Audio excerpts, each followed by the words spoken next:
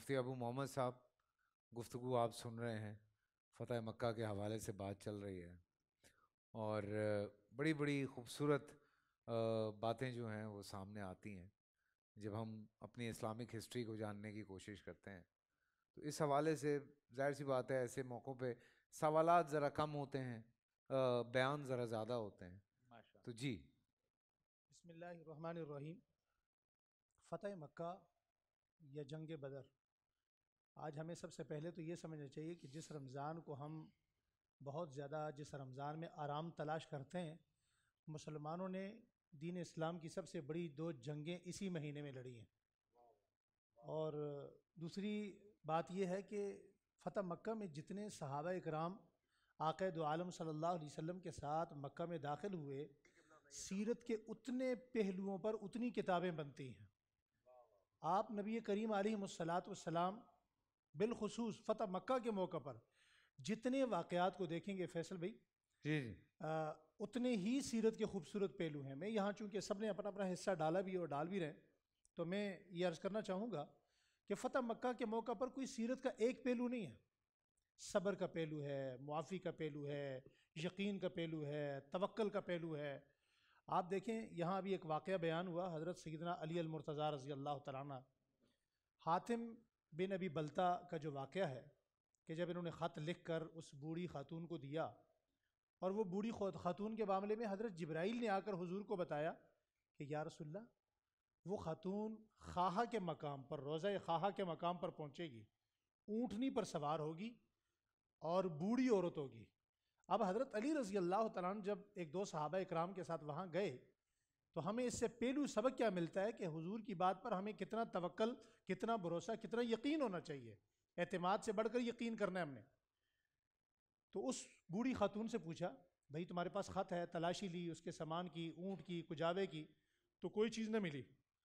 مگر جب صحابہ اکرام حضرت علی سے کہنے لگے کہ اس کے پاس تلاشی تو لے لی، وہ خط تو ملا نہیں ہے، تو کیا جا کر حضور کو اطلاع دیں؟ تو حضرت علی رضی اللہ تعالیٰ عنہ فرمانے لگے، دیکھو نبی پاک صلی اللہ علیہ وسلم نے 4 باتیں ہمیں فرمائی تھیں. وہ بوڑھی عورت تمہیں روضہ خاخا پر ملے گی، اسی وادی میں ملے گی، ایک بات پوری ہو گئی. اونٹنی پر سوار ہوگی، دوسری بات بھی پوری ہو گئی. بوڑھی خاتون ہوگی، تیسری بات بھی پوری ہو گئی. فرمایا کہ اس کے پاس خط ہوگا، چوتھی بات بھی پوری ہوگی. تو مسلمانوں کے لیے اس واقعے سے سب سے خوبصورت پہلو اور سبق یہ نکلتا ہے کہ مسلمانوں کو نظر آئے یا نہ آئے، انہوں نے ہر حال میں اپنے نبی پر یقین کرنا ہے کہ نبی کریم علیہ الصلاۃ والسلام نے جو فرما دیا، یہ ضروری نہیں ہے کہ وہ امتی کو نظر آئے. نبی کو جو نظر آتا ہے وہ بتاتے ہیں، اور وہ ضروری نہیں ہے کہ امتی کی آنکھ دیکھ سکے. امتی کامل وہ ہے جو یقین کرتا ہے. اور یہی علی المرتضیٰ رضی اللہ تعالیٰ عنہ جب مکہ فتح ہونے کے بعد خانہ کعبہ میں داخل ہوتے ہیں. فیصل بھائی آپ کی توجہ چاہوں گا. میں معذرت چاہ رہا ہوں، میں کچھ سوالات جی دیکھ رہا تھا. جی حضرت علی المرتضیٰ رضی اللہ تعالیٰ عنہ جب مکہ میں داخل ہوتے ہیں، مکہ فتح ہو جاتا ہے، حضور فرماتے ہیں بھائی یہ بڑے بڑے بت ہیں، اب ان کو کون توڑے گا؟ حضرت علی کی طرف اشارہ تھا، حضرت علی کو بلایا. تو قرآن کریم کے بعد جملے ایسے ہیں، علماء کی مجلس ہے، چونکہ میں ایک ایسا جملہ عرض کرنا چاہتا ہوں کہ تھوڑا سا ماحول کا رنگ بدل جائے گا، کیونکہ میں ذرا تھوڑا سا ٹینشن میں بھی ہوں، اس لیے ماحول بدلنا ضروری ہے. حضرت علی رضی اللہ تعالیٰ کو اشارہ فرمایا تو وہ بت خانہ کعبہ میں اتنے بڑے بڑے تھے کہ ان کو یوں کر کے دیکھا جاتا تھا. حضور نے فرمایا علی قریب آئیے، میرے کندھوں پر بیٹھیے. اب حضرت علی بھی تو طاقتور تھے، حضرت علی کی جو طاقت ہے وہ بڑی معروف ہے. بالکل. حضرت علی نے کہا یا رسول اللہ آپ میرے کندھوں پر آ جائیں. فرمایا نہیں، آج آپ میرے کندھوں پر آئیں گے اور انہیں گرائیں گے. حضرت علی دوش نبوت پر آتے ہیں.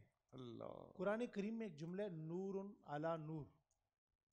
ہائے واہ ہائے واہ ہائے واہ ہائے واہ واہ واہ یار مفتی اللہ یار، صاحب، بڑے کیا لوگ اس جملے کو کبھی سمجھے نہیں ہوں گے، میں آج یہ جملہ سمجھانا چاہتا ہوں. نا نا یار کیا بات. علامہ صاحب چلے گئے یار. اوئے اوئے اوئے اوئے اوئے، واہ واہ واہ، کیا کیا لائے ہیں نا، محفل لوٹ لی ہے نا. قرآن کریم میں یہ جو جملہ ہے نور علی نور، تو یہ شاید بہت سارے لوگوں کو اس کی تفسیر سمجھ نہیں آئی ہوگی. اللہ، لیکن جب حضرت علی دوش نبوت پر آئے، اور آنے کے بعد حضرت علی کیا کہتے ہیں کہ پہلے تو ان بتوں کو یوں کر کے دیکھنا پڑتا تھا، اب مجھے یوں لگا کہ میں اتنی بلندیوں پہ آ گیا ہوں، आसमान के सितारे भी झाड़ने पड़े तो कोई मुश्किल नहीं है।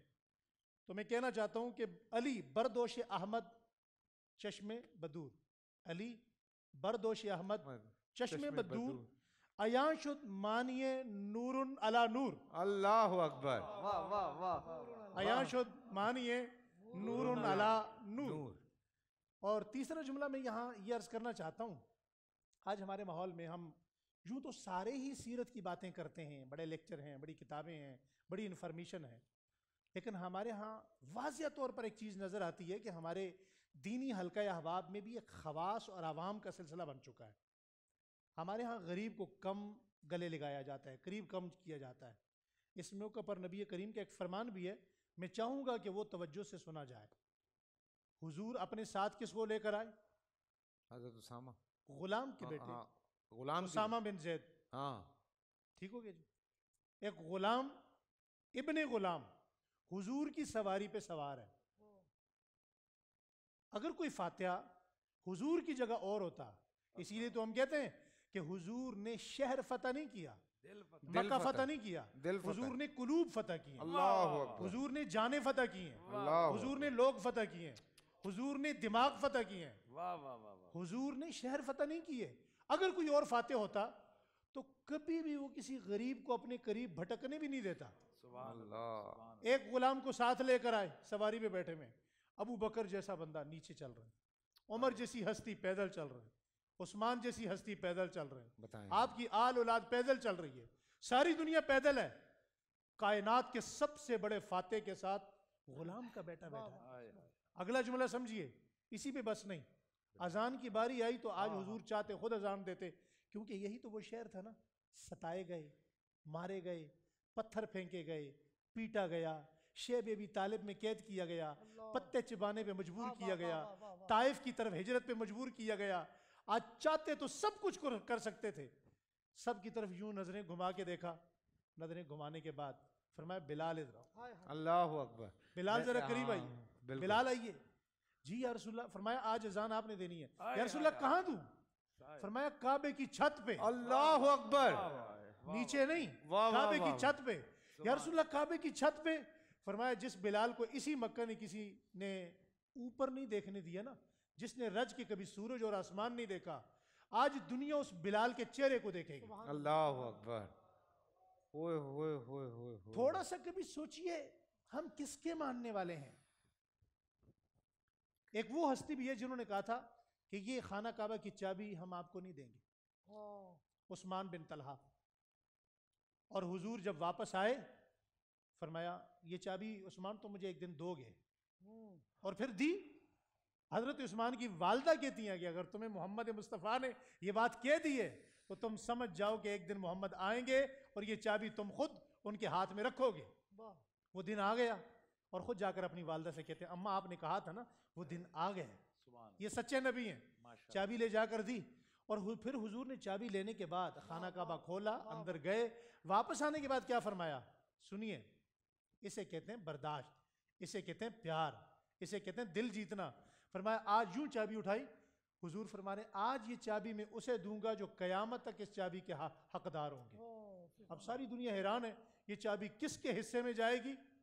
उसी उस्मान बिन तलहा को जिसने चाबी नहीं दी थी उसे बुलाया, फरमाया ये चाबी कयामत तक इसी खानदान के पास रहेगी। आज भी उसी खानदान आज के भी पास। बिल्कुल बिल्कुल। हजरत यहीं से फतह मक्का को सिर्फ बयान करने की जरूरत नहीं, सीखने की जरूरत वाह है। वाह वाह वाह वाह वाह वाह वाह वाह। पूरा साल इंतजार था मुझे इस रमजान में। 30 दिन 6 टीम्स, 12 कंटेस्टेंट्स और कैश का पार्ट। अब गेम वो होगा जिसे आपका नहीं मिला। जिसने जो करना था कर लिया। लाखों आवाम को देने का जिम्मा उनमें हिस्सा। शोर गूंजेगा हर गली नुक्कड़ और दुकान। रमजान लीग बनेगी आपकी पहचान। नारा लगेगा तो पारा चढ़ेगा। गेम शो ऐसे चलेगा रमजान लीग, रोजाना शाम 7 बजे सिर्फ बोल एंटरटेनमेंट पर। बोल एंटरटेनमेंट के शोज देखने के लिए हमारे चैनल को सब्सक्राइब करें और बेल आइकन पर क्लिक करना ना भूलें।